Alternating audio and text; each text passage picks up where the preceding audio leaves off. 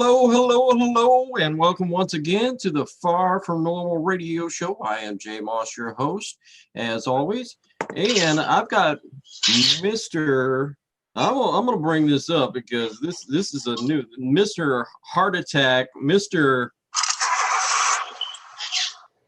Rev It Up, Randy Davis. How you doing, Randy? With a big badass pacemaker that I ain't got, that a lying skinny skeleton said I got. Ain't no pacemaker here, baby.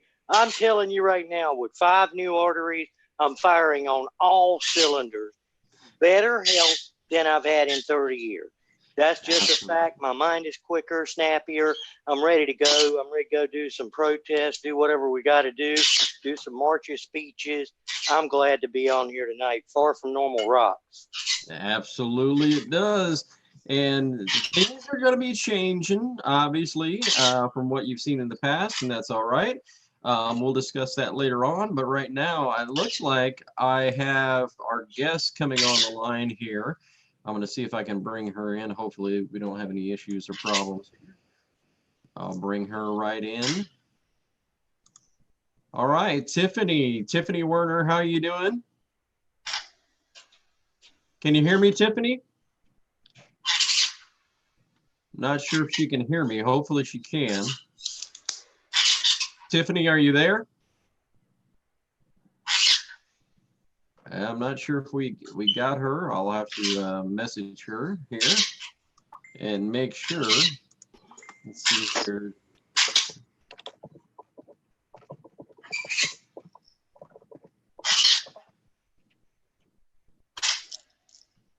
Yeah, I'm not sure if you can see or not yet, but she is live on here. Hopefully we'll get her real soon here, and she'll be able to hear us, hopefully real soon.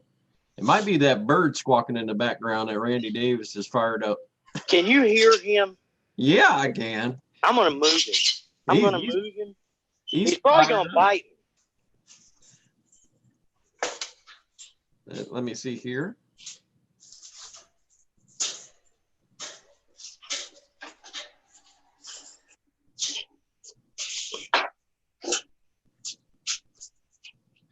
Okay, so Tiffany, can you hear us right now?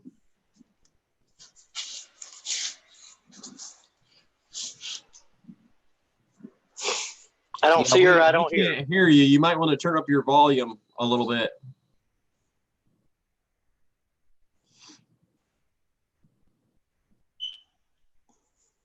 It's like we have a little bit of technical difficulties going on, but hopefully we'll get her rolling here real soon. Unfortunately, we didn't have the opportunity to test the microphones tonight because Tiffany had a client right before.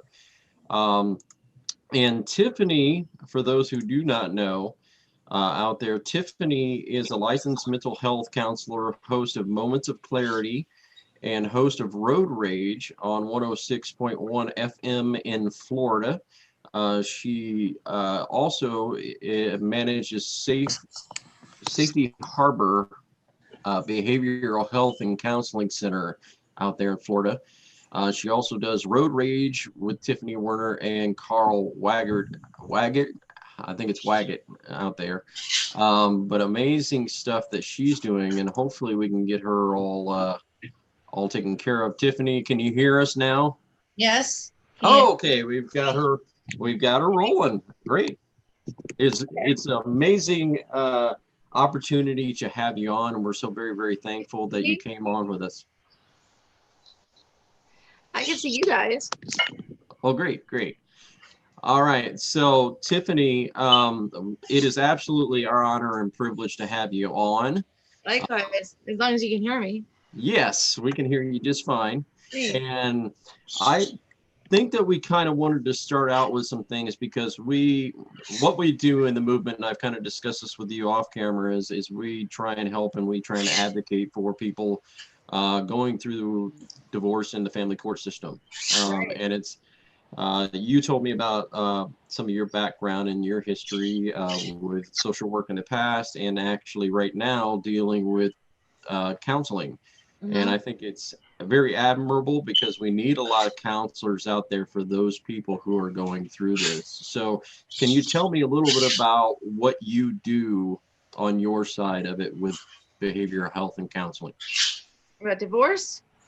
With anything there that you're doing with counseling. Oh, my counseling center, right? I am a licensed mental health counselor, so I'm certified and licensed to help with a variety of problems, substance abuse, at-risk youth, marriage counseling, divorce. I pretty much work with any aspect. I don't work with children under the age of 5.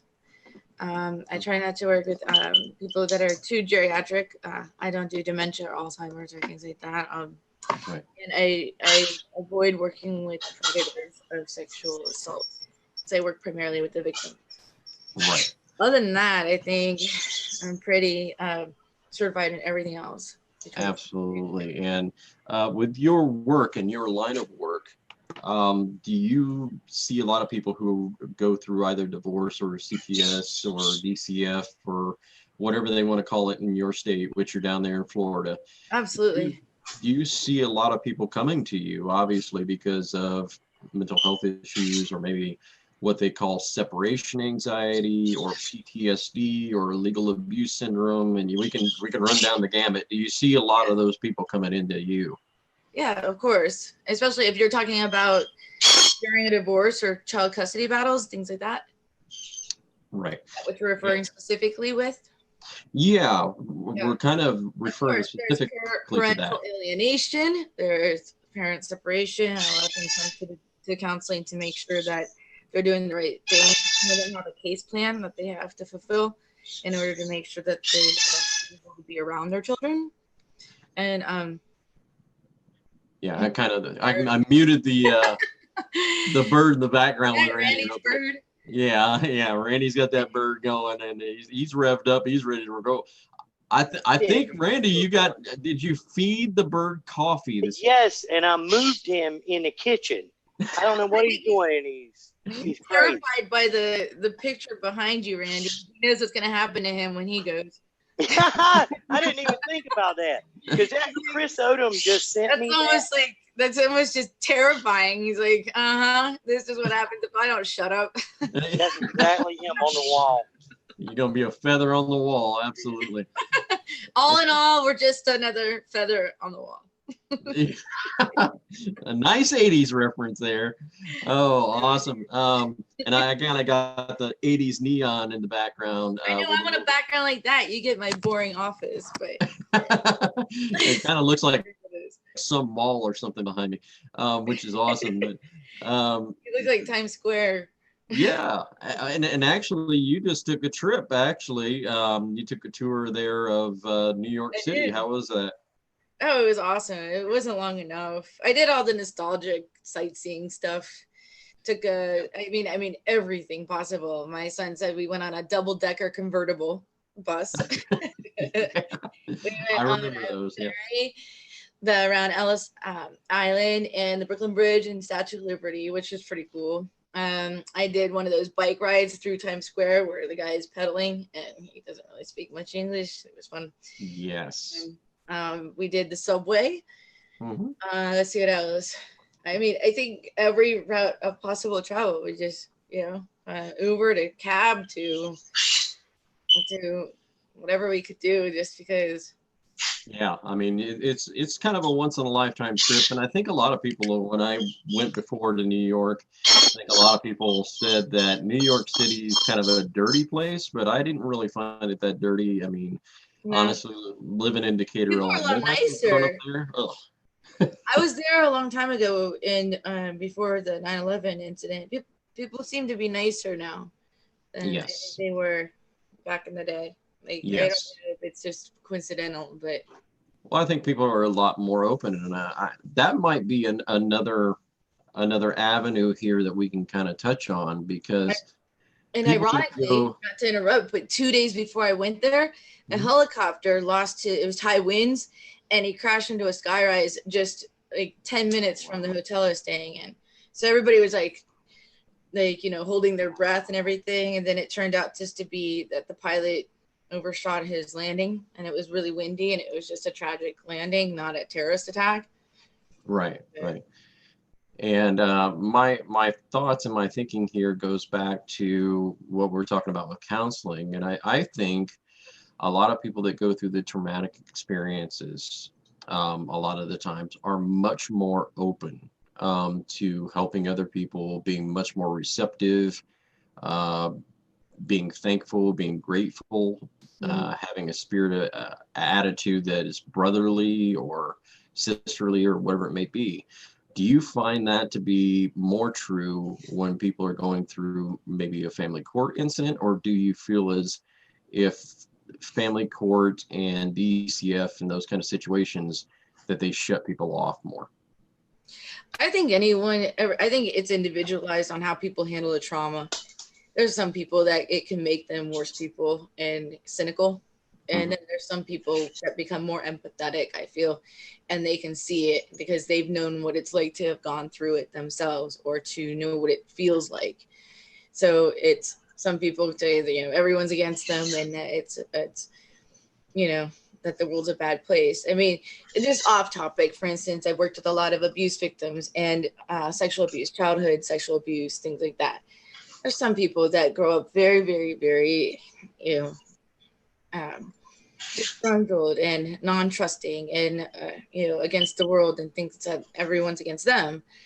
And there are some people that are more empathetic, more rationalized. Sometimes they can turn to codependent, and it's not always healthy to be over rationalizing or over empathizing, because it becomes to a point where sometimes people get taken advantage of, or they, usually attract a narcissistic person because they're too kind, Exactly.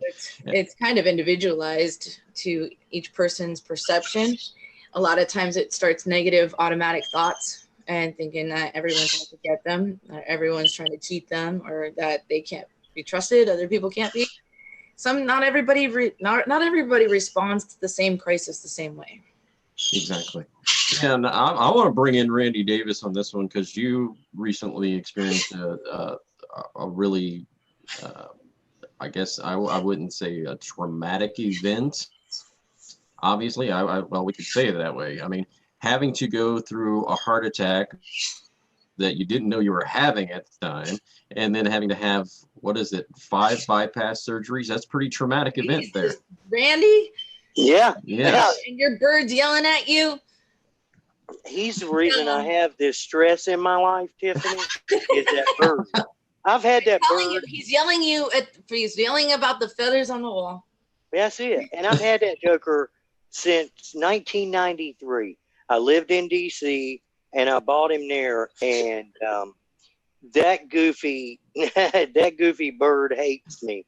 He hates me. Does he bite?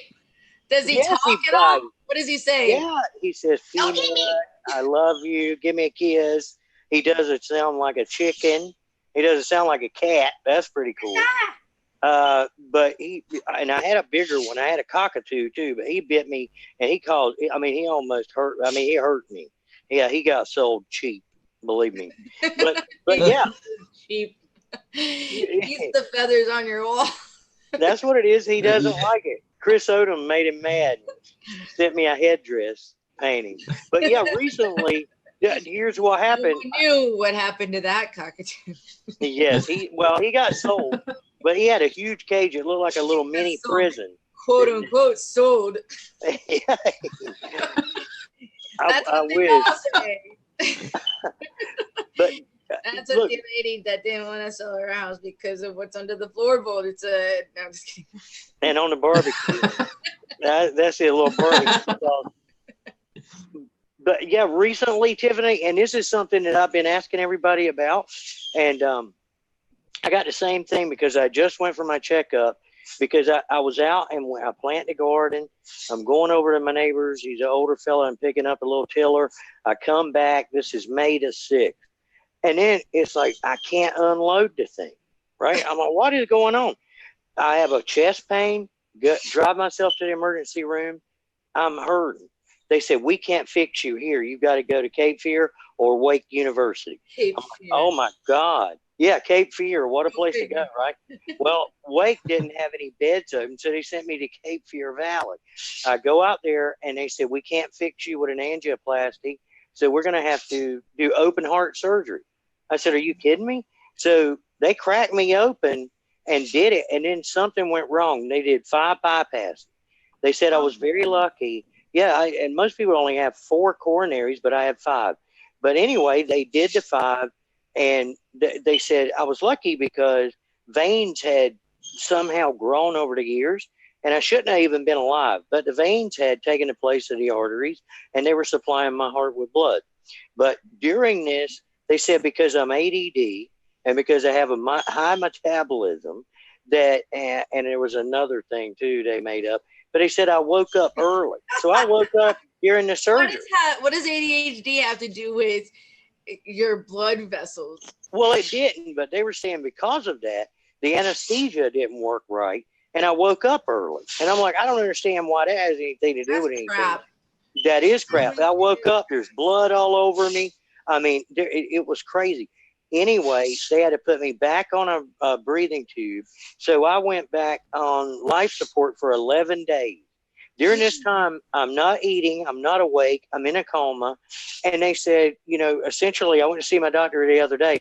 I didn't have a heart attack. I did not have a heart attack.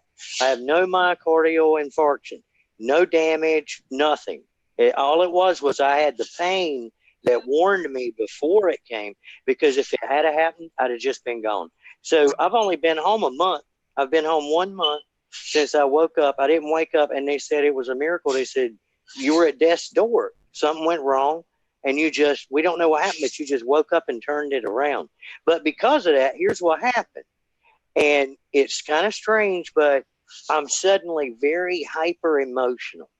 All right. And I asked the doctor and the nurse, and they said there's a percentage, especially of certain men, that will become very emotional because you were on death's door.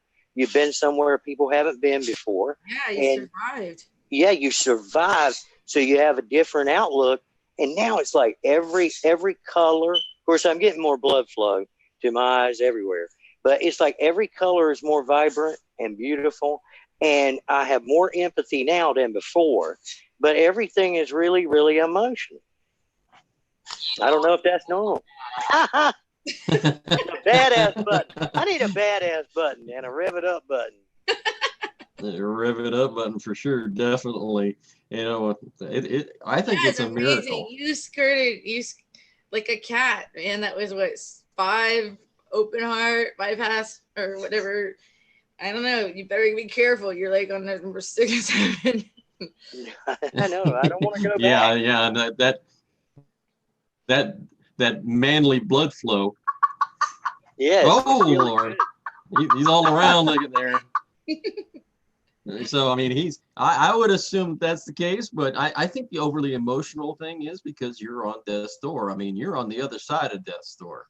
Knocking on this side of life, going, hey, look, let me in.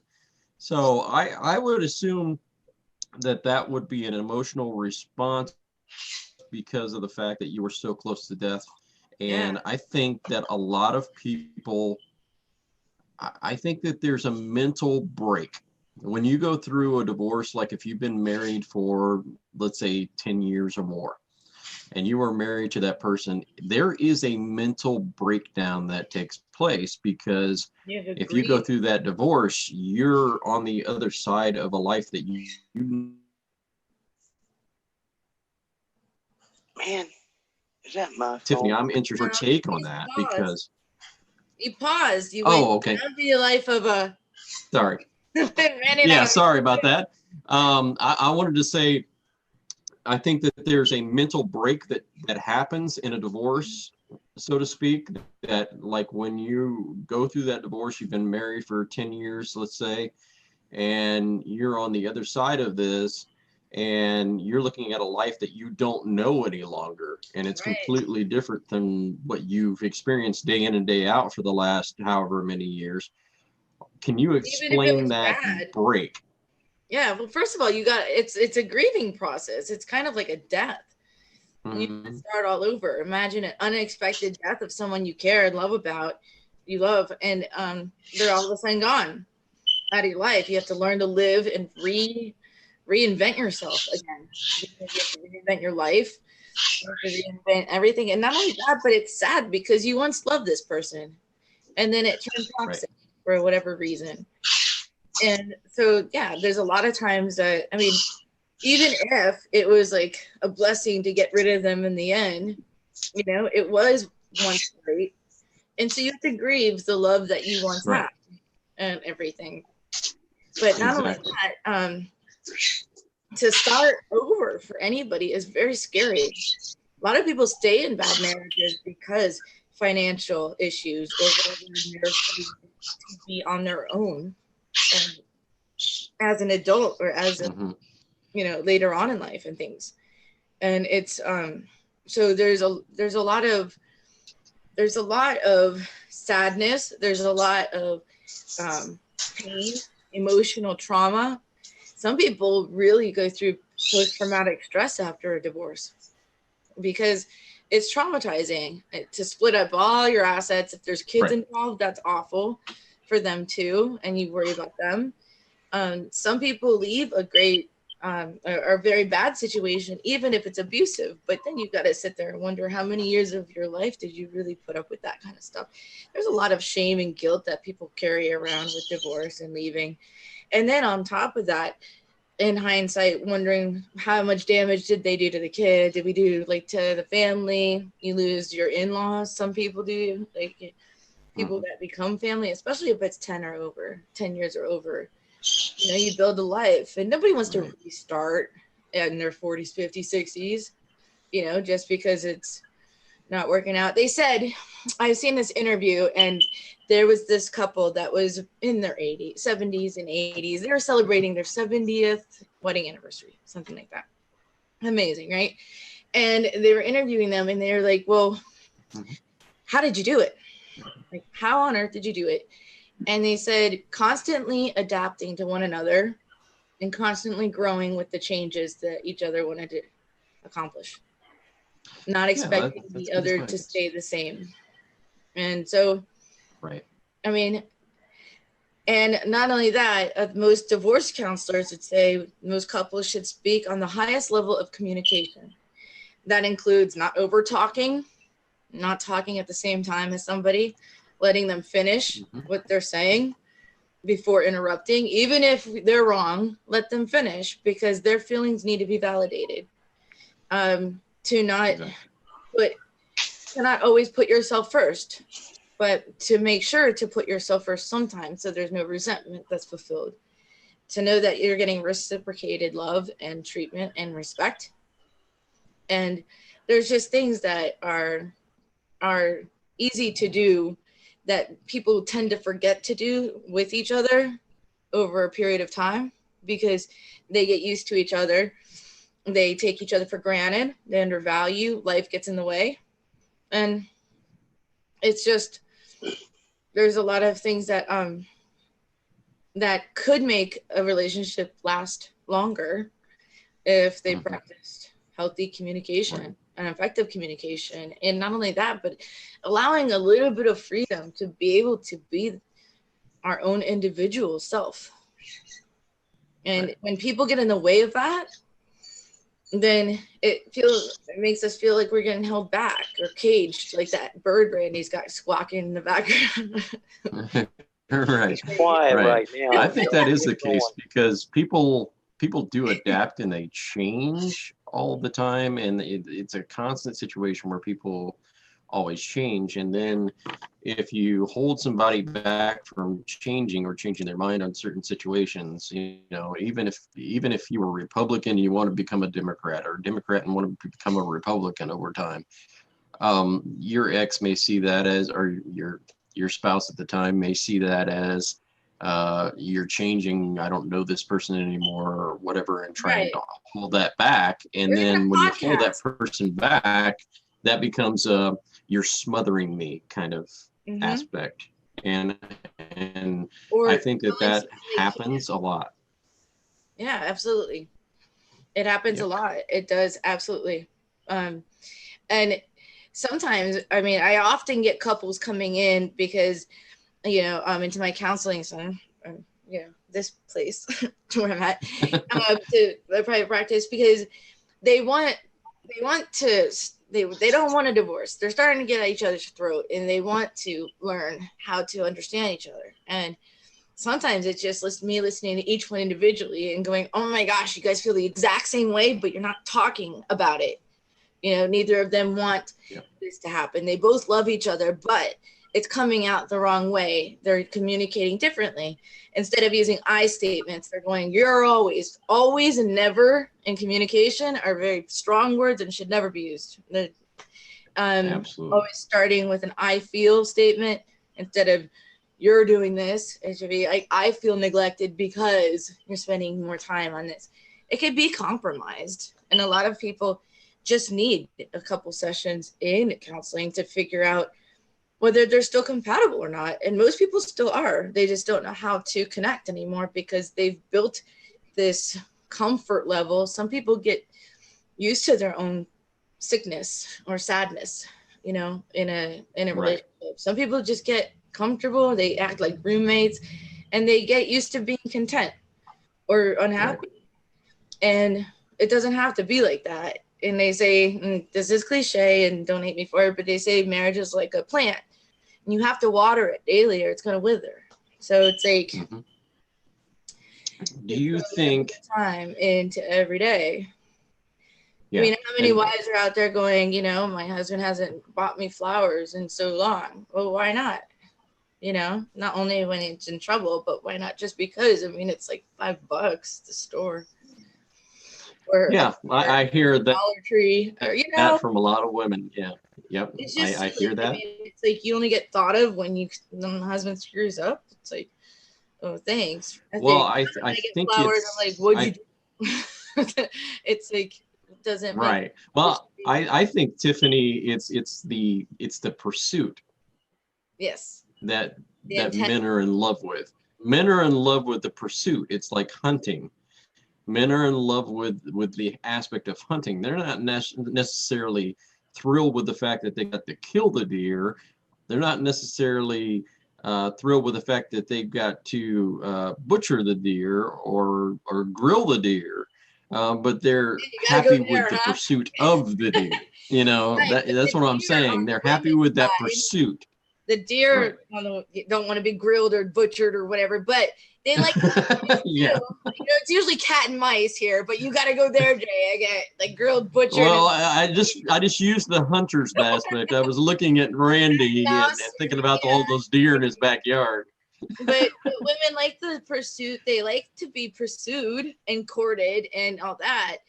And it's almost like, you know, as soon as you, with a lot of couples, as soon as they say, you know, the cat, so to speak, in that relationship feels like they caught the mouse, didn't grill and saute it, but or butcher, but as soon as they got the mouse, you know, but the mouse still wants to be chased, you know, and so or appreciated or not undervalued, you know, not because of anything. And like there's always, like, I wish people were born with the understanding that, you know, nothing's indispensable. Exactly. Like, you're never indispensable at your job, you're never indispensable in a marriage, you're never indispensable. There's always somebody else that can do the job, that can do it better, that can, and if you don't try hard every day at something important, such as job, relationship, parenting, whatever it is, then you can lose everything you got. Exactly. And I'm going to ask you one more question. I'm going to turn it over to Randy here, but my other question is on this. Do you think that the advent of social media and computers and the fact that we are living in what's called a virtual world, that we have lost our ability to communicate with one another? I think it's lost its mystery and wonder. And I want to put myself on aging here, but, you know, I miss passing notes in school. I miss wondering if a boy, like, not I miss this, but back when I was at, you know, I wish my kids would have to go through this, is what I'm saying. Like, wondering if the boy I liked would be at the party. I had to go through that. Or if they would show up at school. And now kids have it all through text messaging. The element of surprise, the element of wondering, the element everything's so instant gratification. We don't have to work as hard for things. Now the online dating, everything like that. I mean, you could shop for people. Left, swipe, left, right, left, right. It's too easy. Yeah, exactly. And It then is. on top of that, it's affected a lot of things because it's too easy to be replaced. The indispensable part, which is kind of like, Mhm. I wonder why people don't try harder to keep the one that you have that's good, because I hear from so many clients that the dating world out there sucks. You know, Mhm. you're gonna get, and then you got to figure it out and waste time texting, all that stuff. But the social media, it takes away all of that interpersonal connection. Anybody can be on the side of Twitter or texting or whatever, and then you meet them in person and they're nothing like they came across. Like, I don't know if you've ever been in communication, and like this, we've texted, but we actually talked on the phone before to arrange for this. But I wouldn't have known your personality until we had talked on the phone to prepare for this interview. You know what I mean? Exactly. You wouldn't have Yeah. known to contact me if you didn't see me on Moments of Clarity. Which, by the way, Exactly. Road Rage is ending. It's only Moments of Clarity. Oh, okay. Thursdays and Fridays, 12 to 1. Thursdays and Fridays, 12 to 1. And Randy, I'm going to turn the floor over to you for a second, brother. Yeah, Tiffany, again, thank you. And Thanks for having me. I have a ton of questions because we get a lot of guests, but a lot of times, honestly, they're victims of something. They're victims of something, or they're advocates for victims of something. And most of us on here have went through many things ourselves. I went through a DSS case, and it was pretty well known. And What's DSS stand for over there? Well, it's Child Protective Services case. Like we have it was DPS. Really, yep. Do you have DCF? Yes. Yeah, but Okay. I won my case, and I won it really quick. And as a matter of fact, it was my therapist, who's now the vice president of Commonwealth Mental Health. But it was our therapist, my daughter's therapist, who actually wrote the letters for a judge's order saying Mr. Davis is not a threat. He should have his daughter, which was hard to do, believe it or not. And you probably know that because therapists don't, and it had to be one from the therapist, one from the psychologist. Right. Saying, but they knew me for a long time. But nobody wants to write that letter because it can backfire. Something happens. Yeah. Yeah, I mean, and the odds are something can happen because you're already in a stressful situation. But Brandy was a great therapist, and she still is. She's just the vice president of the place now. But during my time there, she was blown away. She didn't see the other side when Child Protective Services is not playing nice and they're not doing the right things. And there are times when they make the wrong moves and they don't want to back up from it. But what we were both diagnosed with was called separation disorder. Because we were separated, but she couldn't even see my daughter. They wouldn't even let her keep seeing her. But it was separation disorder. And then she said this to me. She said, and she always used me as her case study. Well, I had a blast at therapy for years, but she said, you always need the validation, and you're always saving people. And I'm like, what? And she's like, you're going to run yourself into the dirt because sooner or later you're going to run out of gas because you're always trying to save the one with the broken wing. And it's going to come back. Yeah. And absolutely. And in this thing, I see a lot of people when the government has your child, not your ex, because you kind of feel comfortable in most cases if your ex has your child or a member of the family does. Yeah, at least you can kind of check on them or know and feel comfortable. But I'm telling you, the people I've talked to, it changes people forever.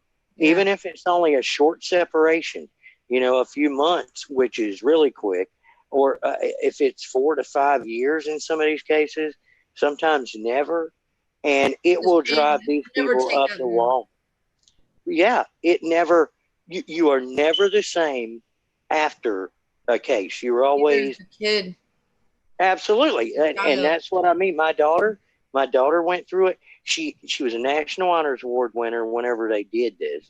And she's not bad. She's not a fetal I mean, sitting in the fetal position all the time or anything, but it made her jaded somewhat to a system that she counted on, she Yeah. believed in. And then whenever she reached out to them, they ignored her. So it really changed her. So what do you say to the people that are out there? Because this is the thing that I get all the time. You see people with pain, and I want to reach out and help them, but they're right now separated from their children. Government is in the middle, a judge is in the middle, and it's very easy to become skeptical of every judge, every therapist, every GAL, every lawyer, and everybody involved in a case, every social worker. So what do you say to those people? What is your best advice to people that are separated and it's due to government intervention into their lives? Well, I'm not an expert on just that kind of therapy, of but I would say for separation, people that are going through adjustment periods and being ripped apart or going through family issues like that, never give up. And not every caseworker is evil or just taking a paycheck. Not every judge is one-sided. I'd say do your homework, do your due diligence. Find out what your rights are, make sure that you know all of your rights, and make sure that you're not getting slipped through the cracks, because I do know that there's a lot of in Florida, they're like Department of Children, Family Workers, Child Protective Services, whatever. But I mean, they're overwhelmed. There are thousands of cases. I mean, it's not ethical at times, in my opinion, of how much work they have on their desk and how easy it is for people to be treated as a case number, and that's not okay. But if that was me, I wouldn't, if I didn't like the judge, I would request another one. If I didn't like my social worker, I would request another one. I wouldn't give up on my child, and I wouldn't allow someone to tell me that I'm not suitable to not take care of my kids. I definitely recommend whatever caused them to remove the kids, stop it immediately. Don't just start hanging out at some pubs thinking you're going to get away with it or whatever, if that was the case, let's say. To take care of whatever's on the case plan as fast as possible and go above and beyond and bring it to whoever needs to be. And if they're not willing to see, go above their head. And that's just some people, and I've witnessed this when I went to Drug Abuse Foundation. I worked with, case plans and stuff like that. And they had to take, education courses or drug evaluation courses or pass the assessment. And some of them kind of blew it off. And that's just going to prolong things and not take serious. Some people were, they were testing dirty urine screens. I mean, there's nothing to play around with when you're kids, So there are some people that are at fault for taking too long, but not everybody. And if you're doing the right thing, and if you are, with just some pig-headed judge or pig-headed caseworker or somebody that seems overwhelmed, I think we all have the right to request someone else. And I think that to never give up and to completely go to counseling, definitely seek the help of a counselor during that process, because that just makes it look even better, and that you're doing above and beyond what's on the case plan or whatever that is entailed. Not only that, but the counselor usually has some pull with somebody and can write a letter on behalf. And that can also say you're of stable mind, body, spirit, that you're oriented ×4, that you're clean, sober, you're showing up to your appointments, and you're stable. And that can also put you to the top of that list, of that pile of whatever's on someone's desk. So Right. Yeah, and I think that I think you're right. Yeah, it becomes that big pile, that big stack. You're right. Go ahead, Randy. I was going to say, a lot of times, Tiffany, we also see this. So I think what you just said is going to touch a lot of people, because there's some people, they feel like if they're not fighting the system and making it adversarial, that they're not winning. And that's not true. There is a time sometimes when you have to be assertive and you have to stand your ground and say, I've done every single thing you've asked me to do and willing to do more. But we need to see an end game. We need to see that, you know, once we arrive at the goal, that we have arrived at the goal, we can ring the bell and begin to turn things around. But another thing is that a lot of times in these cases, there will be situations where it's a single parent, but the other parent obviously becomes involved because the SS is going to bring them in, or if it's just a custody case. And I have seen people literally, and this has never been the case with me, but a lot of people that, unless they are defeating and destroying the other parent, no matter how it destroys the child, they don't feel they've gotten anything good out of this. In other words, that's just nasty, immature crap. That's called parental alienation. And it's not going to help the child at all. We're biologically tied to both our parents.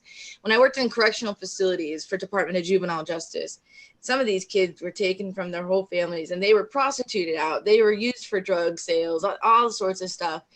Those kids missed their parents. It didn't even matter.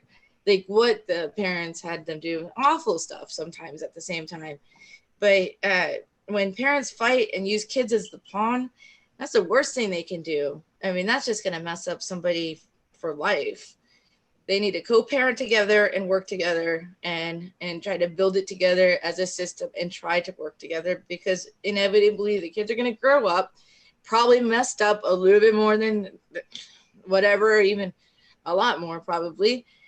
They're still going to run and have a relationship with the mom and dad anyway when they're of age. So why not do it maturely? And that means that parent needs to go to counseling and learn how to be a mature adult and work with the other one so that the child gets out of some stranger's home with 8 bunk beds and 2 rooms, you know?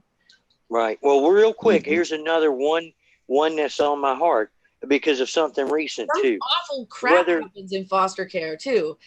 I would hate if my kids were in there. It's terrible. And you never know. I'd get my kid out of there. I don't care how I would feel about my ex. If I was in that situation, I wouldn't want them with some stranger that's there for attack. Well, here's another one, and it involves Facebook, social media, but a lot of times, and I'm telling, for the most part, it seems to be women who do this. I don't know if it's the mother bear part or what, but let's say there's a DSS case, and the children are placed with family, or they're placed with a relative of the other side, or they're placed with the father, or it's a DSS case and they're placed with the other side or family, or they're in foster care. But I see this. I see grown people, and I'm not talking, and their children, I'm not talking about they're 15, 16, 17. I'm talking about they're 10, 11, 12. Sometimes they're 4, 5, and they're bringing them on Facebook to make a statement. And they're doing it on Facebook with the children there to plead their cases for them and dragging them into their adult business.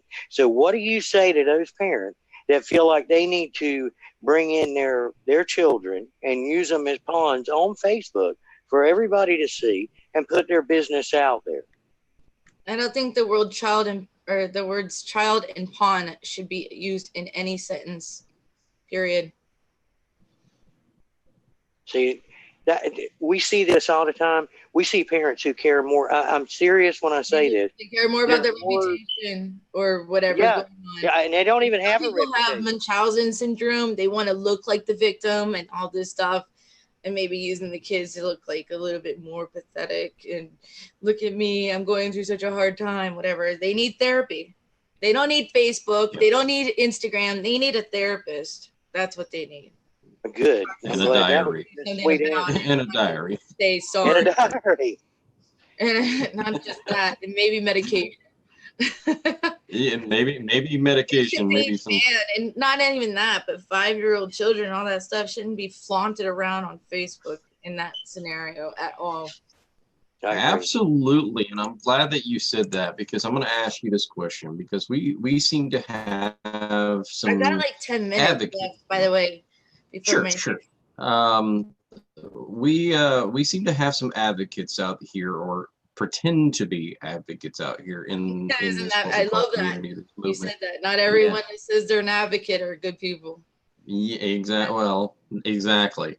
And we've seen some of these people who have brought out names, identities, pictures, videos of young children. And to me, in my respect, Tiffany, I think that that's absolutely atrocious because it's a minor child in their case. Because they're a minor child, any case really that they have with the court system, their information remains private. Why are we as advocates getting information and passing this information on publicly? Does that create and cause issues down the road for those children when they It grow could. up, and also the parents? Well, it could. I mean, it's not nothing proven. I mean, Hmm. we can't say that's definitely going to happen or whatever, but it's not healthy for, I mean, who's saying that's Exactly. healthy for sure? Second of all, they should be reported on Facebook or whatever social media platform that is, because I mean, you got to take the safety of the child. I don't even put pictures of my kids on social media because of all the crazy human trafficking, all that could happen. I mean, like, we have to protect them from social media anyway.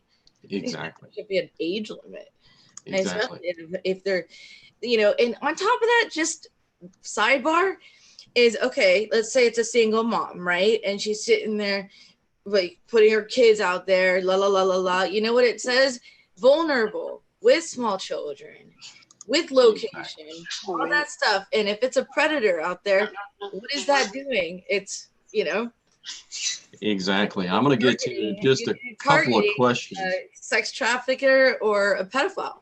Yeah, I Like, agree. I it could be agree attracting 100%. them. That's what I mean. Right then, non-biological parent that goes into the home, especially if it's a male and it's female daughters, is right there statistically prone to be high risk for sexual abuse.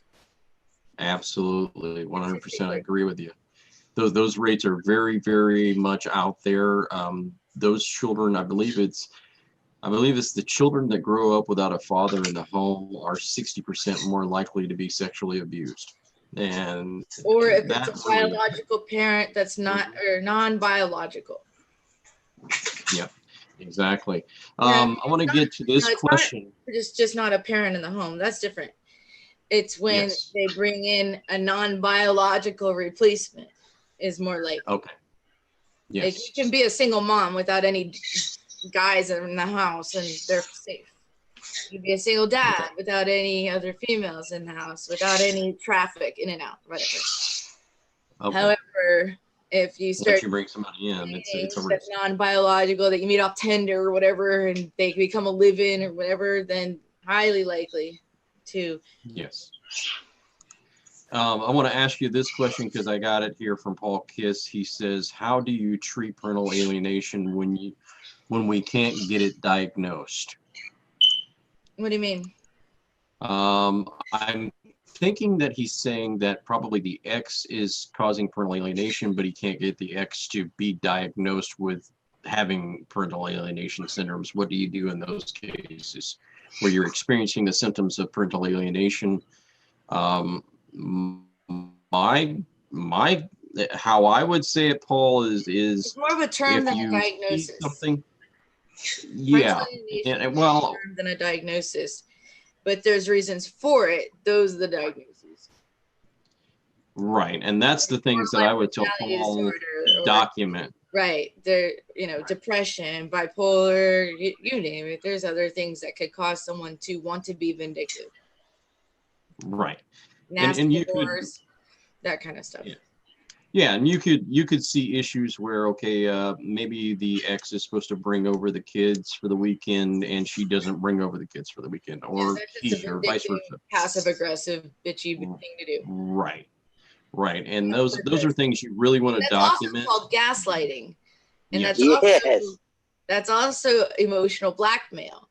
And that's Yes. also trying to poke a sleeping tiger to get them to react, so that husband in that scenario would sit there and go, what, and get infuriated. And then the mom's gonna go, see, he's the one that's the problem. Exactly. Passive aggressive, very malicious, narcissistic task. Exactly. That's it. That's exactly what we're looking at in a lot of some of these cases, because If you have we a lot see of it all that, the time. you might be involved with the person with narcissism. And you look up all that kind of stuff. Gaslighting is purposely trying to get under someone's skin.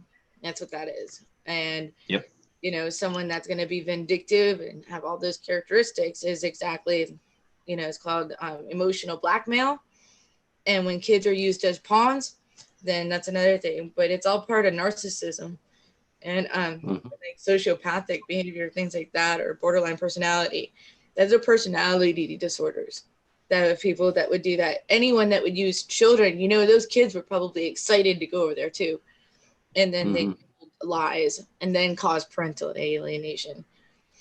Right. So they parental alienation is the ultimate, and then what we're talking about mostly parental is alienation gaslighting. is when they're all these things are used to alienate the parent. So parental alienation is using lies and manipulation and tactics to get the kids to think that the other parent's bad and unsafe. You know, saying, I love you more than your dad does, or whatever, that stuff like that. You see how he didn't show up when the kid doesn't even know, the child doesn't even know that it didn't have anything to do with them. Exactly. Really. I think that explains it out here to a lot of the people that are viewers here who maybe have been confused for a while on what does gaslighting actually mean? What does parental alienation mean, and how does this all fit together? Now what we're hearing from you is, hey, gaslighting is, hey, look, the other person is purposefully doing things to get under your skin to cause and create a reaction. Yeah, they're picking That's a what fight. gaslighting. They're picking a fight to get the reaction so that they can go look at how they're reacting. Exactly. And then that leads to the further parental alienation, and it just grows from there. So, but it's also I in think the court system, and they're documenting every bit of it. Because eventually the person that had the kids for the weekend, you know, they're going to react. Those are their kids. Exactly. So they're looking for the emotional response, correct, right? Tiffany? So that they can document it and have something that's passive aggressive. It's hopefully the person never goes back to that person. Oh no. Yeah, and I think what we normally see in this movement, we see those situations, but it causes such angers and such rifts that they vent, and when they vent on social media, and that creates a bigger issue. That's just dumb. Stop. Yes. Keep your personal stuff to yourself, guys. And you know what I mean? They keep it. And on top of that, people can screenshot. Everything's not Snapchat, and even that can be dug back up. But you know what? I mean, it's like putting all that personal stuff out there, like this is what my so-and-so did, whatever. That's personal business. And not only that, it's embarrassing to the kids too. Exactly. 100%. I want to thank you for coming on, and those that want to check you out, you are on Tan Talk, which is down there in Florida. Tan Talk Radio Network, which is 1340, 1350, and 1400 AM. Is that correct? Yeah, but so there's that, and then also you can find me on Facebook Live at Tiffany Werhner or Moments of Clarity. It's at MOC with Tiffany on Facebook. It's a handler, and on Twitter, and Moments of Clarity with Tiffany.com is a website. So I'm on every Thursday, Friday, 12 to 1 Eastern Standard Time, and every show I have a different guest, and we're ending the stigma on mental health.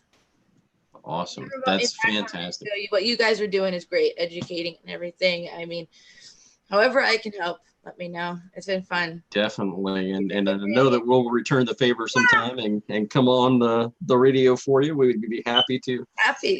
Definitely. Kind of talk about this, because I think there's a lot of people that are going through this, even in the state of Florida. Unfortunately, you guys have had to deal with Rick Scott and his nastiness down there for a long time. So, you know, when we had a whole lot of issues where it was brought before his desk for a 50-50 split on parental responsibilities and those kind of things, he right off the bat deleted all of that. And I think it was because he did protect the domestic violence situations, and I understand that to a degree. But when we're talking about a 50-50 custody bill here, we're talking about we're starting off the needle at 50-50 and saying, hey, look, there are things that can sway that needle one way or the other. And if you're a domestic violence, if you're guilty of domestic violence in a criminal court, of course that should affect what's going on. And we're all for the protection of kids first in what we do. Absolutely. So thank you so much. We really greatly appreciate you, Tiffany. Let's come first. And like, there's something big that, you know, if that your listeners should know, like most of the problems that go into adulthood stem from early childhood trauma.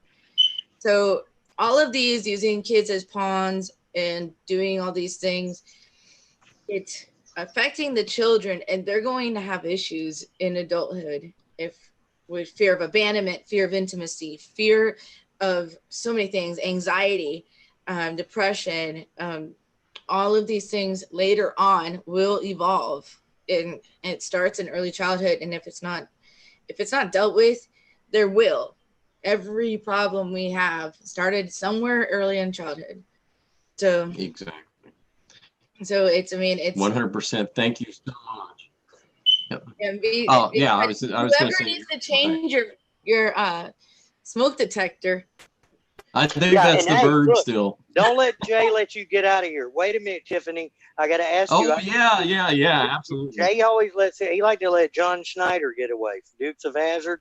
But everybody that comes on, I asked them to say my little buzzword, which is rev it up. Rev it up. Yes, right. That's what I'm talking about. All right. So thank you so much, Tiffany. We greatly appreciate you. All right. Yeah, anytime, guys. It's so nice to be on your show. Thank you for having me. Thank you. All righty. How do I get out of here? And just keep in touch, and we'll have you guys on Moments of Clarity as well. Okay? Sure. Absolutely. Thank you so much. We appreciate you. Take care. Bye. All right. So, folks, Tiffany Werhner, a great interview. Jay tries to always let them get away with no rev it up. Here I am. I'm on injured reserve. I'm sitting on the bench, and he just leaves me dangling. Oh, I tried not to, but I was just like, well, maybe he'll say something, you know. But I think it was really, really interesting interview that she was talking about a lot of different things that came into play. And then we talked a little bit about the advocacy issue, those people that are pretending to be advocates who are coming on, you know, live feeds and without any shirt on and acting a fool and every other words. So, I mean, it's a bleep word, bleep word, bleep word. And the next thing you know, yeah, it's like that, folks. And that's all I hear when I hear one of these idiots on the radio or on the live feeds.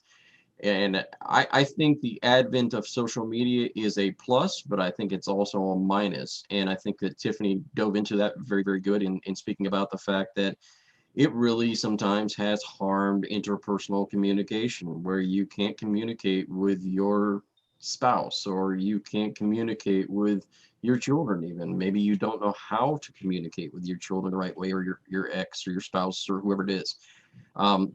The advent of social media has created virtual friendships and virtual relationships, and I don't think that there's very much interpersonal communication or friendships that really become friendships, and the trust that happens and is created through real relationships because of the advent of social media. I think in some ways it's a good thing, and in some ways it's a bad thing.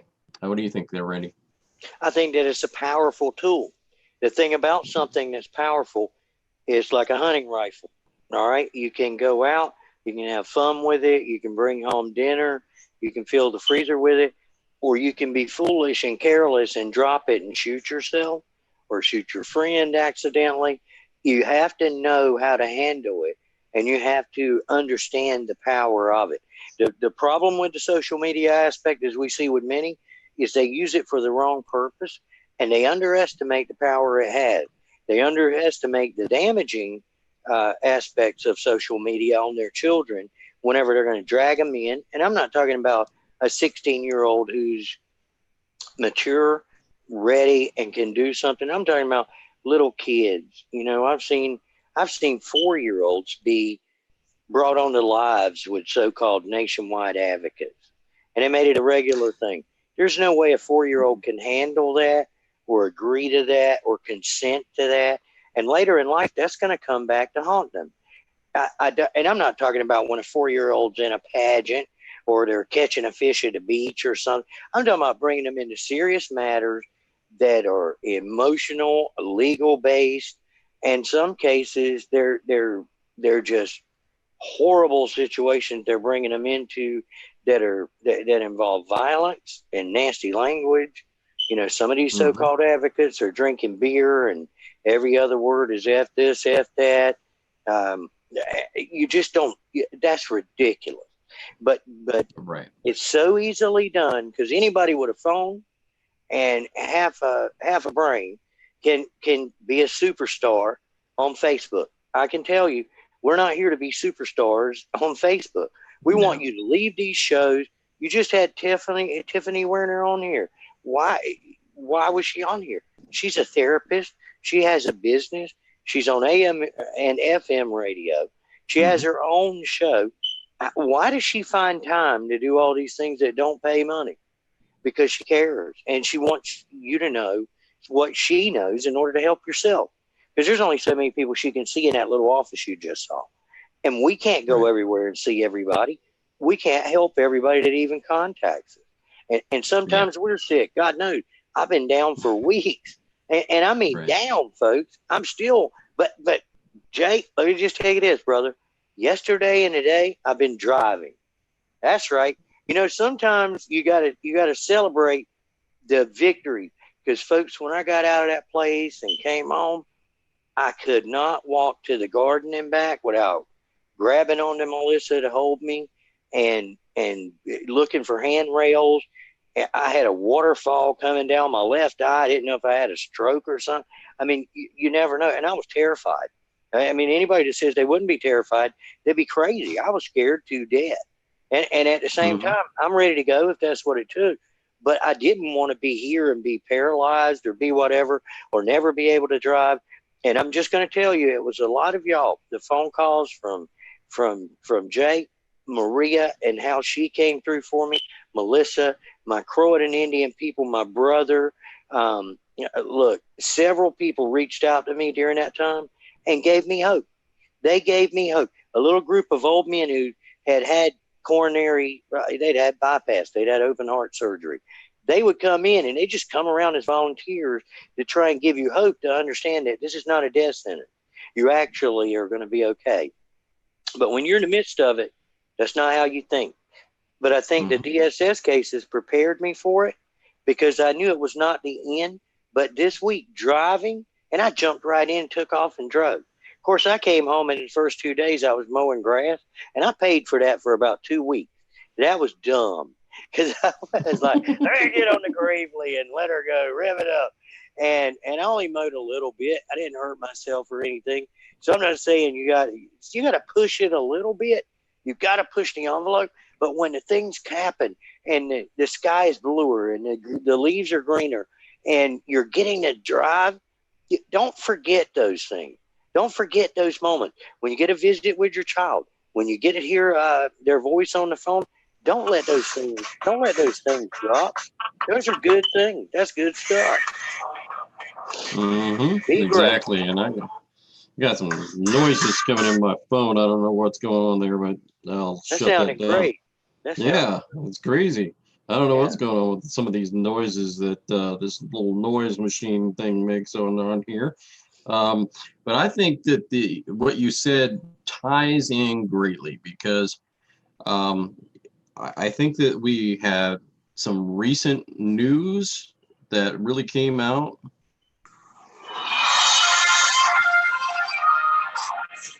And we've got some breaking news tonight that we'll show and share with you right now. And it goes like this. Let me share this screen with you. DCS lawsuit details harm to children. So, folks, it looks like there's a lawsuit taking place in the state of Indiana where people are suing DCS. So here's another hope and opportunity situation for you out there. Maybe get together with a lot of the people going through the same situations that you are in your state, and it has to be the exact same situations that you are, and file a class action lawsuit. It seems to be working in the state of Indiana. So if you check out that, you can go to the indianalawyer.com and you will see that article that we just briefly showed you, and read that, and we'll put it in the comments as well for you so that you can check that article out. But really, that should give you some hope that people are out here, they're making things happen. And it's not just a situation where we're hopeless or helpless. And I think that will give people a whole lot of hope that there are things out here happening. And I know that you read that article out there, Randy, and I think that Lily may have sent that to you earlier this morning. Yeah, Lily Black sent me that. Lily's a great grandparents advocate. She notices everything. If she sees something that's going to help anybody, she's going to post it out there. She sent me that early this morning. I tried to get it out to every group that I could. And today, let me just tell you, because you think sometimes, well, what you're doing is not mattering. It does matter. Today, an article came out fresh about the Cherokee County, North Carolina DSS case. And here's why it matters, folks. That one came out. That's where they were using the CVAs, the memorandum agreements, their child visitation agreement. They were having people sign agreements instead of giving them due process and putting it through the court. And so they were scaring people before any court, never had a court, had them sign these agreements, took their children. They're having to return children that were taken in cases 10 years ago, 20 years ago. But in this, the new write-up from the Carolina Press today came out, and it shows where when we were saying, go to the DSS board meeting. Why? Because when North Carolina DHHS took over, they took over Cherokee County DSS for 3 months, March, April, and May of 2018. Well, here's the problem. Just like when we went to Johnston County DSS to pressure them and to let me into the meeting and then get the board packets, the meeting minutes, and everything, right now they're saying they don't have the meeting minutes for March, April, and May of 2018. Now, this is a public entity, and not better than that. It's a public entity that was taken over by the state of North Carolina, DHHS. And DHHS nor them, they're saying, we can't find the minutes. You can find those minutes. They don't want you to see what's in those minutes. That is a monster situation. Here's the other one. And Jay, you know, you were stationed at Fort Bragg. Brother, you know, Fayetteville, Cumberland County. Cumberland County has an interesting thing going on, which will lead to an article I'll tell you in a second. But one article came out about a year ago, and it's that Fayetteville or Cumberland County they don't have the highest number of people in it. They're not the largest county, but they have the highest number of foster children in North Carolina or in Cumberland County. Now, the other interesting thing is Cumberland County also leads North Carolina in human trafficking. Now, isn't that something? The highest number? So guess what? Cumberland County today, it hit the newspaper, and I shared it. They are the first county in North Carolina to create a court for nothing but human trafficking.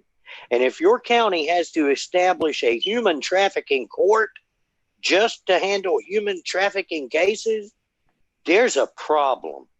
And don't think that this is not related. The fact that the most foster children are there and that the most human trafficking is there is not coincidental. It is not. So I applaud them for the human trafficking court, but that says something about where our world has gone to. And we got to keep pushing, folks, because these are actual changes that are taking place. And sometimes it takes a little while. You'll be hearing more about, and Jay will say it, but Melissa Foster. We're doing some things with Melissa Foster.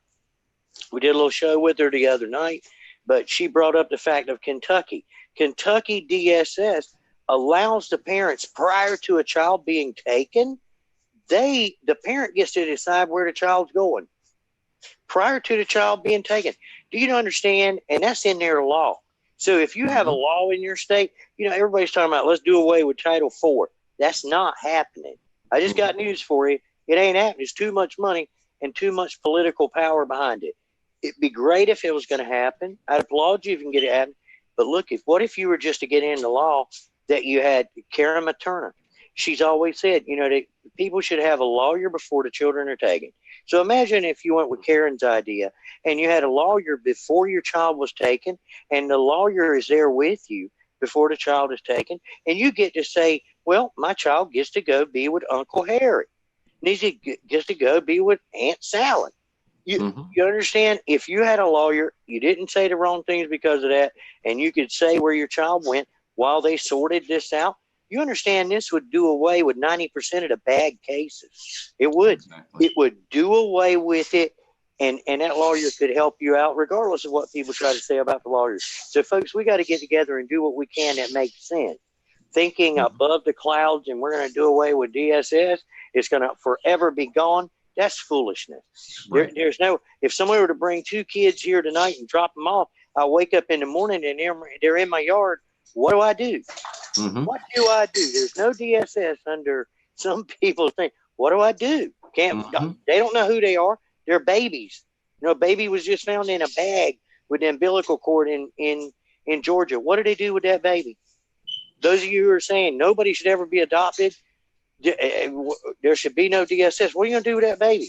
Put the baby in a trash can? Throw the baby away? Just tell the baby to fend for itself with an umbilical cord? Take your umbilical cord and drag yourself down the road? Don't be stupid. There's got to be some way to have agencies that help with things like that. Now, forced adoptions and the way they've been taking children and everything unnecessarily and the brutality used toward parents, no, that's not right. The lack of due process, not right. But that's why Jay and I are here, and Neil Shelton, Yahya McClain. Look, we're a power to be messed with. We are. We are going to bring things you've never seen before. We're still doing it. Because of that, we're getting attacks. Attacks when I'm laying down and sleeping, I'm getting attacked. I'm not even going to call their names because they're skanks and bony ass nasty. That I really, on here, I'm not going to give them the pleasure of hearing me call their name. I'm not. But I love you all. I'm glad to be here. I'm proud of Jay Moss. He's hung in there through some tough things, but we've all been assaulted. We've all been attacked by all these crazy loons and nuts in the system and money and life and health and everything else. But I can tell you something. It makes you stronger. If you don't lay down, rev it up. Right.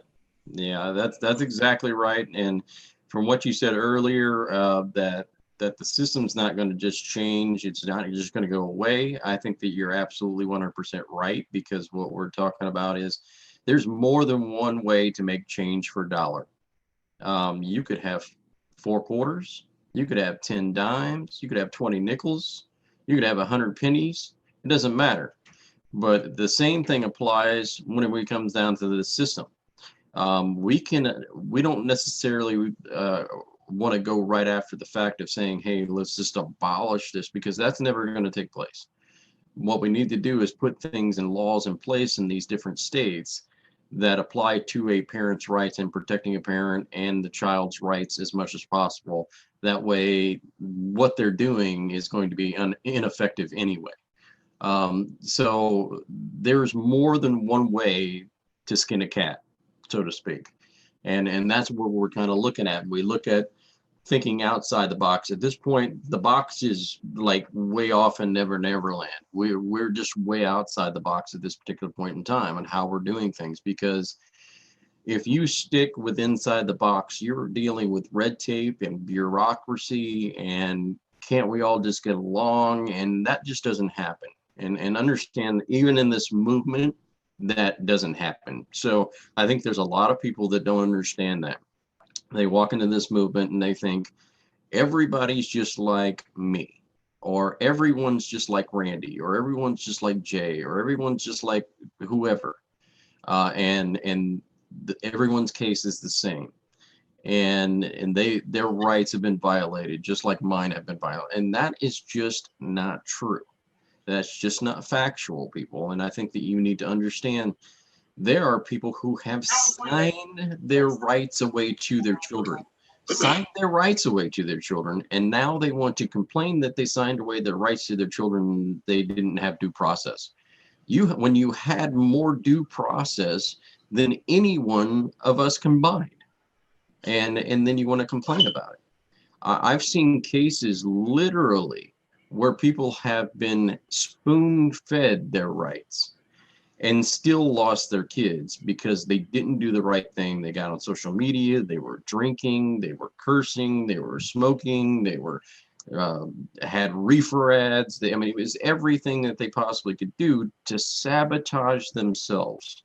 So when we're talking about these things, it's not just a situation, Randy, where we're talking about people who we think are like-minded.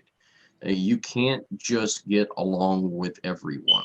And if you don't police the movement and how what is going on with the movement, and if you want to sit back here and you want to say, oh, let's just all get along, you're getting along with liars, thieves, frauds, phonies, fakes, and slanderers on top of that. And then you're thinking that I'm going to attack DCF because they lied and they did this and they did that. Well, didn't you protect the same person doing the same thing within the movement? How can you police what they're doing outside the movement as opposed to what's going on within your own backyard? That makes no sense. You've got to clean up your own backyard before you look at your neighbor and tell him to clean his. I mean, yeah, your thoughts on that? Jay, I'm telling you, and there's certain things, and I just logged off so that Melissa could tell me something that just happened. And this is some news. North Carolina, Johnston, Harnett, and Lee County. They ran an ad today and they put it on Facebook. This is a public entity, DSS, GAL. This is the GAL putting an announcement out, an employment ad for volunteer GAL. Well, when they put it out there, Melissa and two other people, the grandparent of two twins that we've had on our shows, and another military family, they commented in those comments on there, and they put the truth in there this morning. They put in there about what was going on with Attorney General used to be, he's now our governor, Roy Cooper, about the letter he wrote about the CVAs for Cherokee County, about what was going on currently in North Carolina and how the GALs were failing already, and gave instances of it. As a result, that public entity has blocked all of them, removed the comments, and they cannot comment. Now, see, that's what gets me going. And that makes you wonder, wait a minute now, all of this was true, but they don't want it on there. Why? Because they care about the perception. And the perception is simply, I can tell you, just because you become a social worker doesn't mean a halo pops over your head. Just because you become a volunteer GAL, it doesn't take away the fact you may be a pedophile. You may be a child molester. That's where they would go. Why did Jesse James say he robbed banks? Because that's where the money was. So why would a pedophile go into the social work GAL business? That's where the children are. And in there, it's like you have this cloak of righteousness. You know, I'm a GAL. I'm a GAL volunteer. Look at me. And a lot of them now, teachers, GAL volunteers, social workers, getting police officers, firefighters, everyday people as well. But they're getting caught with child pornography, sleeping with children, human trafficking, sleeping with their own foster kids. Foster parents are not above the law. They're not above reproach. And they're definitely not above questions from the average person out here. And when we see it, we got to call it out. It doesn't matter to me. It doesn't matter to Jay. I can tell you. It doesn't matter to Maria. It doesn't matter to Chris Odom. It doesn't matter to us. It doesn't matter to Liz Youngman. If you're out here, doesn't matter to Melissa Foster. If you're out here and you're doing wrong and you're my brother, I'm going to call you out. I'm going to call you out. So some of you that say, God, you're just let them go. Let them go. Just let them run rampant. And I'm not talking about over something simple, but if people are out here doing bad, it's not in it. It's not in us to let the injustice and the nastiness continue. That's why we go at the authorities when they're doing it. That's why we point out injustice in the court system. That's why we point out bad lawyers, GAL, judges, therapists, whores of the court, as you would call them. That's why we do that. And it can't just stop. As long as they're getting a government paycheck, you can attack them. If it's your buddy, you don't say anything. And I'm telling you, I'm so tired of every time we point out, all we do is point out the truth about somebody. It's called an attack. All right? It's called an attack. Right. They say, they're attacking me. Wah! But if they do it, they are exposing. And they do it, and they lie. They just make stuff up. When we do it, Maria's going to post a screenshot, showed her background history, showed her mugshot, showed her arrest record, everything else, showed her where they did whatever they did, left their kids, signed their kids over and lied about it. You're going to show the proof. We show the proof. That's why people trust us. That's why we keep doing what we're doing. Some people don't like it because we say the truth and say it bluntly. And then others love us because we're brutally honest. We're going to tell you like it is. And if I went to the doctor, I'd rather him tell me, look, dude, you need open heart surgery than I have for him to tell me you need a sponge bath from 2 blonde nurses and go home and drink some beer because you're going to be okay. And I die. I want him to tell me it's going to be painful, Randy, but you need to do that. I need to crack your sternum and go in there and put your heart in a thing of ice water and do this to save your life and give you 30 more years. Or you can go next door and the guy will rub some oil on you and give you a bloody thumbprint certificate and send your ass home to die. I want to know what's going on. If it's painful, so be it. So that's what you get here. And I ran it a little bit there, but I'm glad to be able to ring it.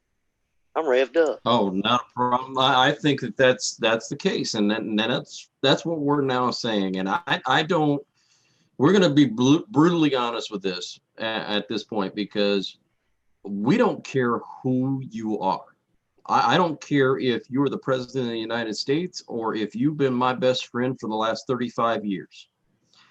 If I see you lying and I see you cheating and I see you doing things that are not right and I see you lying to me or lying to other people, I'm going to call it for what it is.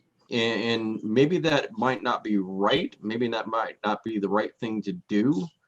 But in my mind, I'd rather come out with it so that everyone knows and that it is no secret than for you to go, well, you never told me and I was led down the primrose path by this person. And that's what we're looking at is honestly, I'm going to say this. When Randy talks about the fact that there are whores of the court, I think there's whores in the movement. I really do. I think there's a lot of whores of the movement. And we may even just do a show about whores of the movement. And that might just be a show. And I think that there's a lot that are out there. And I think it's no secret. Somebody needs to use some secret, but it might not be no secret that somebody's showing her titties and whatever you want to call those out there and everything else that shouldn't be shown, and then calling herself a child advocate or a whatever. And from my understanding at this particular point in time, I was just informed before we came on the show that person's foundation has been shut down. Shut down. That's how we operate, is we'll shut you down. It is that very, very simple. If we see something that is happening and taking place where people are being harmed by what you say and what you do, we will shut you down. And we don't have any qualms about that. And I said this even because Rudy, and I'm going to say it, Rudy Orr has even mentioned some things about the fact that someone had called DCF on him and about some things that took place, and him on live feed videos and doing some things that he was doing and everything else. If you acted the way that you acted, now I did not call DCF, but I will tell you this, I would have no qualms about calling DCF if you were doing the things that you said you were doing to your children and what you have done and to your children in the past. I would have no qualms with it. Why? Because the protection of those children come absolutely 100% first. That's why we are the network we are. We are the future of our children's video network, not the future of our advocate, playmate, whatever you want to call yourself network. We are the future of our children's network. And what we do is to protect the children first and foremost. It's not about your rights, it's about those children's rights. Because quite frankly, the court doesn't care and I don't care. Honestly, when it comes down to it, the court doesn't care and I don't care because you're an adult. You can handle yourself. Those children cannot speak for themselves. They cannot speak up.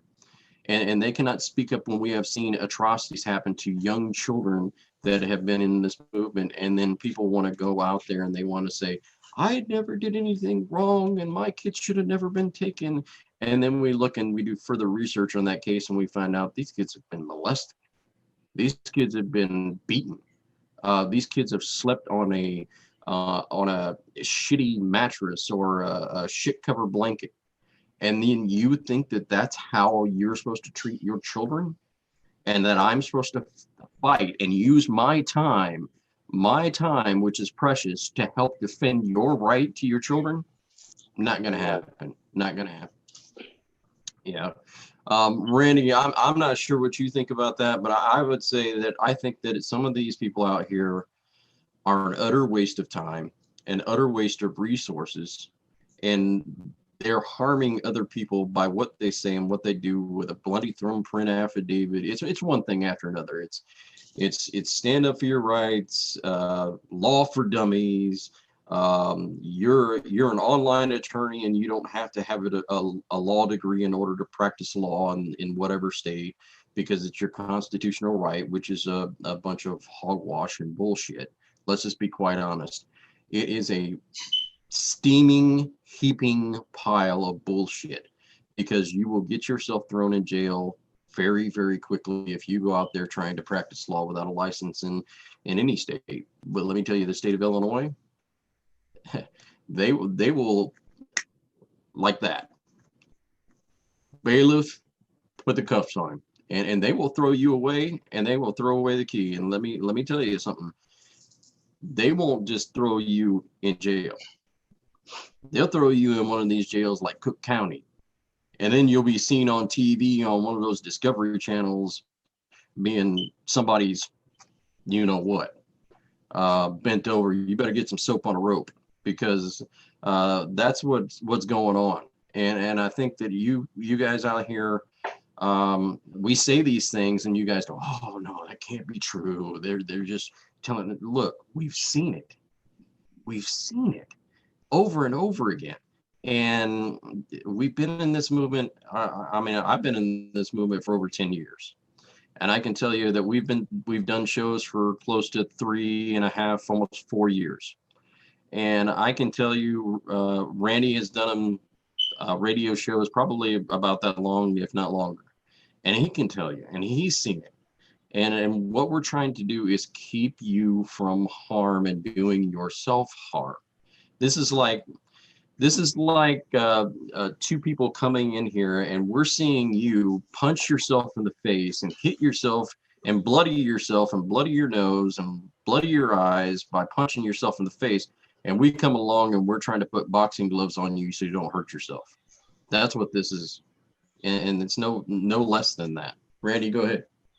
Yeah, I'm just thinking, Jay, and a lot of people, they come to me and they say, well, you've been in this longer than I have. And I was like, look, I didn't even know what DSS meant or CPS stood for. I didn't know the difference between DSS and CPS, or that there was one, until 2014. Okay. And I had to learn very, very fast. But I didn't start doing any shows or anything until 2015. And the reason why, I got locked up, I got chased, I got this. But the real reason why is because I fought for my daughter. When you're in a case, you know what you do? You're not chasing tail. You're not chasing likes on Facebook. You're not out here trying to see how many beers you can drink and how many claps and how many hands and how many giggly bubbles you get on Facebook. You better have your ass out there trying to get your children back. And that's the thing. I wasn't doing anything wrong. I videoed. I saved them up. The first night that they came after me, I made it public. But after that, I kept everything. Still, there's 150 videos. There's an hour and a half where Cheyenne tore GAL to shreds that nobody's ever seen. That hour and a half of in his face video he didn't even know was happening. Yeah, Charlie Steinbrecher, GAL. Well, the reason I bring that up is, folks, don't put your dirty laundry out there. You've just heard Tiffany. Tiffany has just told you, do not go out on Facebook with your junk. There's a time to. There is a time to. And by the way, I want to promote my show, The Watchman, because coming up on it's going to be James Hagner and it's going to be Corey Sim. Corey Sim is going to come on. I'm talking with her tomorrow and going over the specific. But this is a woman who beat DSS and won her lawsuit. This woman is a research guru. She puts everything she's got into everything she does. She digs in hard, and she won. Is a woman of strength that can lead you through winning a CPS lawsuit. So, and she has done beautifully by doing so. She's ready now to come out and teach others how to have hope. That's it. Not legal advice, not an attorney, not a how-to on how to file a lawsuit, but a guideline, and a place to have some hope. Look, we've got some good shows coming up on The Watchman and Far From Normal, and they're going to blow your mind. But we're also going to be doing the videos, the podcast, and making things easier for you to get information. So that's what I have to say on that. Is just make sure who you're tagging around with. When we were little, our parents said, "Son, watch who you run with." That's the way it was said. Because if you're running with the wrong crowd, you can go down because they go down.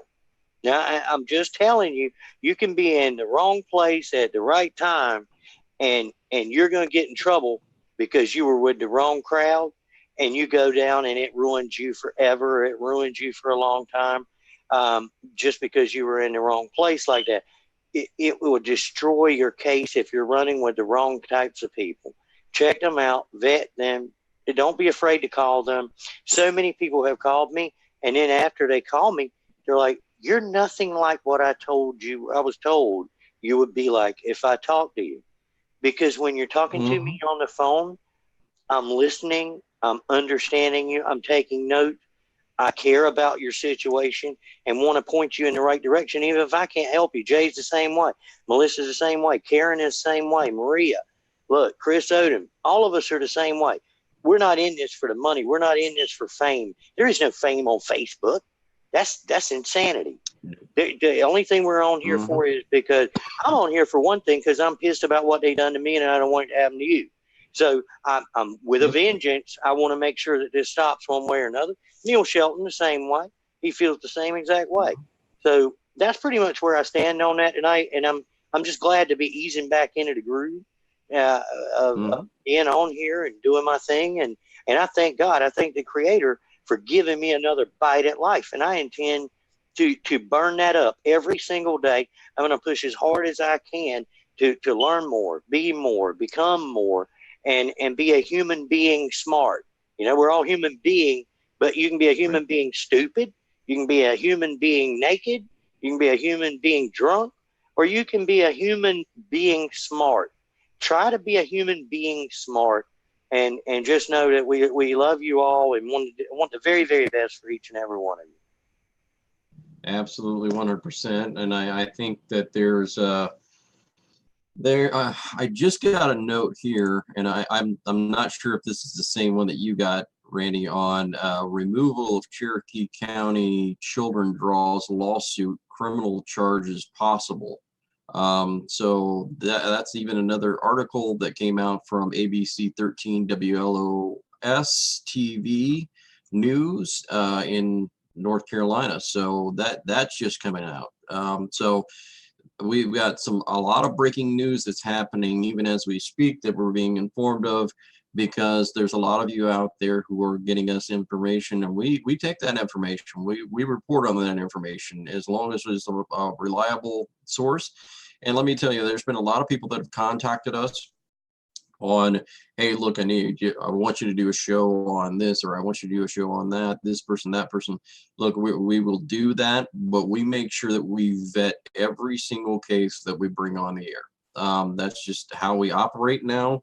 There's been so many people that have come on in the past that have told us, hey, look, this has happened.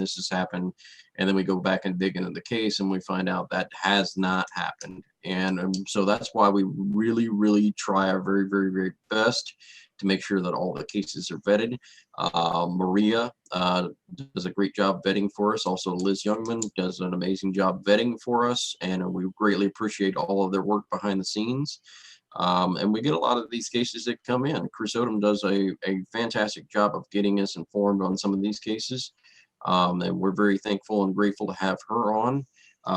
We get a lot of different opportunities and different things that get, I would say, thrown our way from issues with laws and new laws that are taking place from Cheyenne, and she does an amazing job as well. Diana is definitely bringing us some more information as she comes along. But if you're out there and you would like to join the Far From Normal radio show or our team behind the scenes with the Future of Our Children video network, let us know. Drop us a line. We could always use more and more people. We'll make sure that we're well vetted. We'll make sure that we know who you are, what's going on with you behind the scenes. Because we do that, we make sure that we vet everybody that we bring on our team as well. That is a new thing that we're doing, and we have vetted everyone. And when I say everyone, I mean everyone that works for the Far From Normal radio show or for the Future of Our Children's video network. We do that for a reason, because if there's an issue to where something would come up and it puts us in a situation that might be liable, then we have a responsibility to our viewers and our listeners to remain honest and open and have open dialogue on what's going on within our team. We want to be very transparent on what's going on with that. So that may or may not take place, just depending on the actions and reactions of other people. And we just do those things because we try and keep things as much under wraps as we possibly can. But if it's a situation we think might be harmful or hurtful or could lead you astray, then we have to come out with the information that we have to come out with. And sometimes that's fortunate, sometimes it's unfortunate. And sometimes those people could be very near and dear to our hearts. And sometimes those people could have just joined the team. And if that's the case and they just join this team or whatever it may be, then usually we just let those things slide and let those people go and do their own thing. We don't have them take place on the team, because we want to make sure that we're vetting everything from point A to point B. The reason is you've got to trust the team that we're putting together. If Randy or I put ourselves and our reputations behind the fact that we have a team behind the scenes, and that team, somebody on it may have associated or been a part of somebody who was into pedophilia, that would be a strike on us for letting that take place. So that's why we vet every single thing. We vet it from point A to point B. And so, I mean, when you look at this team and you give somebody on this team your case or any information out of your case or any private details, we ask point blank, is this private? Do you need this to remain confidential? Do you not need this to remain confidential? I need to make sure that I vet this before we even say anything about it, because that opens the door to liabilities. When we're talking about liabilities, we're talking about if I bring your story on the air and it is full of shit, quite honestly, it's full of shit. I'm making the Far From Normal radio show and the future of our children's video network. I'm making them liable for slander, a harassment lawsuit, anything of those cases, anything of that nature. I would be opening the door to those things. And I don't want to open the door to those things. That's why we vet those things from point A to point B, like I've said. We do that with the utmost concern, and we also do that with the most sincerity and honesty in telling you that everything that you hand us will absolutely 100% remain confidential. And when we're done with your story, it will be destroyed because we just don't keep it. We don't hold on to it. There's no reason to do so. Once we bring the story out, we bring the story out. And we're not like a lot of these other people who have done these fake network shows where they have come out and they have said, oh yeah, I'll do a show promoting your case and so on and so forth. And then they hold on to your case information, and anything that you may have said to them that might be slightly off or slightly there, they try and hold it against you and blackmail you. That's not what we do, folks. That's not why we're doing what we're doing. Why we're doing what we're doing is because of these children, the children that are being adversely affected by a system that is absolutely atrocious, and it's harming them and it's crippling them for life, and it's crippling you for life. When they take your kids from you and you have absolutely done nothing wrong, that is crippling you for life, for life. And I can't say it enough. And I know I'm stumbling on my words a little bit here, but I can't say it enough in sincerity and honesty that everything that we do is with the utmost concern, that we are trying to protect children in any way that we possibly can. Randy, I'm going to give it over to you, and then I think we're going to do shout outs for the night. All right, brother, I want to say to everybody, you know what? This is your life. You got to live it any way you want to live it. Just be cautious of thinking that gives you permission to destroy everybody else's life. Your rights, yes, you have a lot of rights, but they end when they begin to infringe on other people's rights.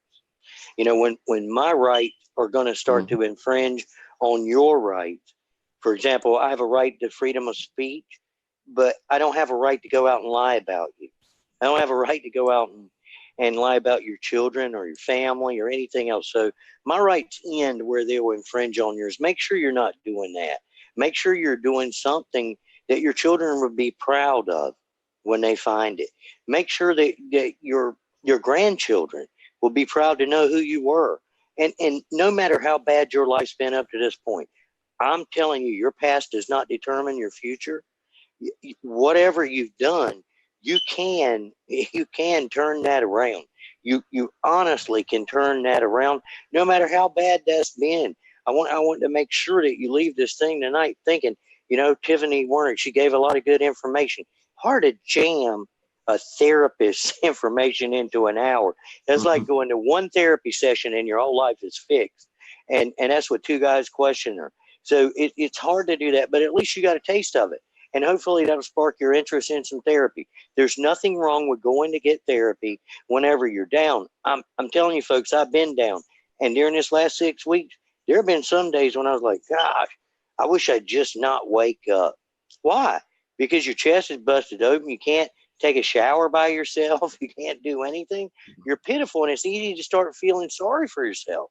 And I did, but I still managed to get up. I didn't act on that. So any of you out there now that are thinking, you know what, my life's not worth living. Yeah, it is. You got some grandkids that aren't even born yet, most of you. You got some people that you'll influence in your life that they don't even know who you are. They're not even here yet. They can't even talk yet, whatever. You will matter in somebody's life or you wouldn't be here. So I thank you all for being here tonight.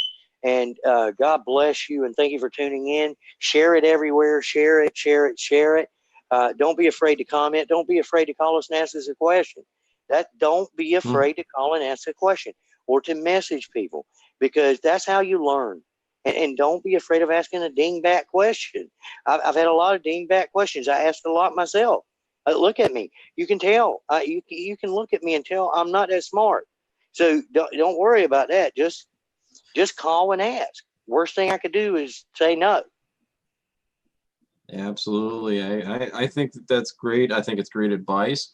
Those people who are out there, look, there's no stupid question except for the question that you don't ask. And if you're sitting there and you go, well, I think that this is kind of a stupid question, but there are no stupid questions. The stupid question is the stupid question that you don't ask. So we're here. We're here and we're open and we're honest and we're telling you that we vet everything, we do everything the right way. Why do we tell you that? Why do we enforce that fact? Because I think that there's been a lot of people out here who have led you astray. They've run amok in this movement, and they've took you aside and they have said, I'm going to give you the golden goose, and he's going to lay a golden egg. And when he lays this egg, all it comes out is a pile of shit. And that is what you're looking at with a lot of these people. And we're being open and honest with you and brutally honest with you when we say this, because we're trying to keep you from getting hurt. We've seen it so many times. We've seen it with so many people. We've seen it with people in the past. I want to say, what's that guy down there in Florida? Ronnie Davis. Oh, Lord. And his Bears Law. Bears Law. Rawr. Yeah.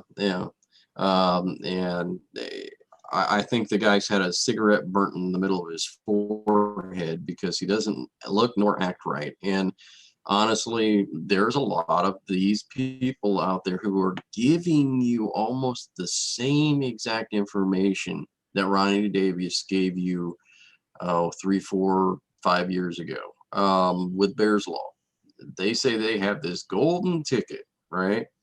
That you can do anything. You can walk in and get your kids back from family court. You just say this, and this, and you hand in this, and this. It doesn't work that way. Every case is different. Every case. And what I think people that don't understand, and I just want to make sure I get that video queued up. But I think people don't necessarily understand that every case is different. Every jurisdiction is different. Every county is different. Every judge is different. Every prosecutor is different. Or opposing counsel is different. Everything is different with everything that is out there. And that's why we give you the advice we give you person to person, is because we don't give you legal advice. We give you person to person advice. Now that person to person advice is all based on the fact and predicated on the fact that this is person to person. This is not legal advice that we give you. This is what we say is, hey, look, if I was in your situation dealing with what you're dealing with, I might look at this, or this. These things might help you. We're not guaranteeing they will work for you, but we are saying these are the things that might work in your case. And that's how you handle a situation as an advocate. You advise. It doesn't mean you speak for somebody. It doesn't mean that you're their lawyer. It doesn't mean that they're your client. And I hear that a lot too. That needs to stop. No one is your client because you're not an attorney and you're not gaining any monetary gain from these people. They are not your client. They are your brother or they are your sister in this movement. This needs to stop. And I cannot be serious enough about that. But I want to inform you on this one as well. Like we said, we were talking with Melissa Foster. We will probably be on her program. We will be working with her a lot, and she'll be working with us very, very shortly as well. And we'll do as much as we possibly can. Now, the Far From Normal Radio Show is what we call the All-Star Show. So you may be seeing Danica Jones come on the Far From Normal Radio Show. Yaya McClain. You may see Wendy Perry one week. You may see Neil Shelton come on.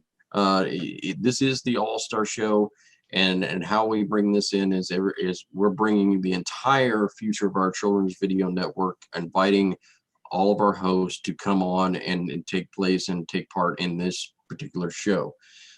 So we want to thank everyone behind the scenes for all that they do and all the hard work that they do behind the scenes. And we also want to say, like we do every week in signing off on this broadcast, you are important, you are loved, and you are cared about. God bless and good night, folks. Rev it up.